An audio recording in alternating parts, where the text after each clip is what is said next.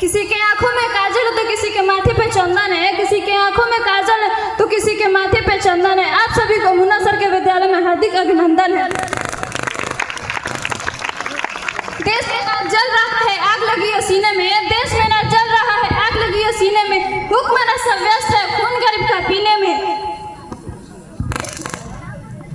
तो राम मंदिर या बाबरी का पक्ष नहीं मैं लाई हूँ, घायल भारत चीख रहा है चीख सुनाने आई हूँ, घायल भारत चीख रहा है चीख सुनाने आई हूँ।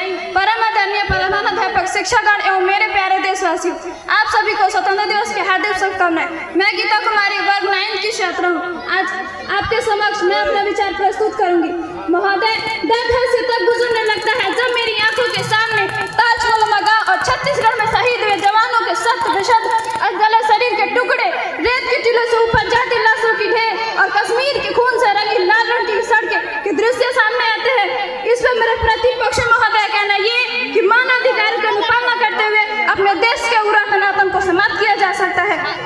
महोदय, अब तो हमारा तिरंगा झंडा भी हमसे पूछने लगा है कि क्या बात है भारत, आजकल हैरानी से ज्यादा कफन में दफनाने की क्यों कमा रहा हूँ। महोदय, हृदय तो उस दिन फट गया जब बूढ़ी अम्मा ने अपने बेटे के चित्रों को देखकर बोली कि साहब आप तो धरती में 1 इंच कम नहीं लेते तो मैं आधा शरीर कैसे ले लूं। आज मानवाधिकारों के कारण इन आतंकियों की बंगलाई की कायना सुनी हंसती है और एक शहीद हुए जवान की आंगन की तुलसी रोती है।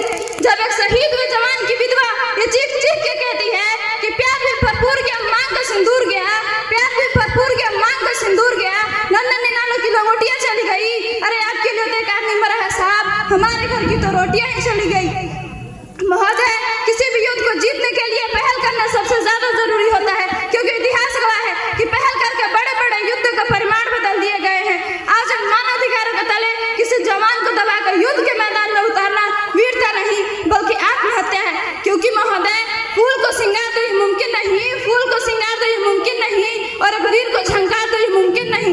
जो हाथ बांधे सेना के ऐसे मानवाधिकार की अनुपालना करना संभव नहीं।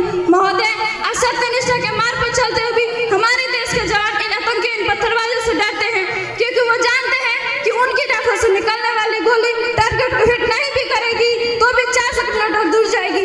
यदि इस बीच किसी निर्दोष को गोली लग गई तो महोदय हमें अपनी नौकरी से हाथ धोना पड़ सकता है।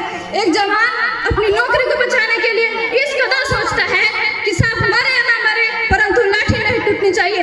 क्योंकि महोदय, हमारे देश के हालात कुछ ऐसे हो गए हैं कि चिरागों को हवाओं में उछाला जा रहा है, हवाओं पर रोक डाला जा रहा है, कि चिरागों को हवाओं में उछाला जा रहा है, हवाओं पर रोक डाला जा रहा है। अरे हमें तो बुनियाद है अंतरिक्ष सुरक्षा की, आज हमें नौकरी से निकाला जा रहा है। महोदय,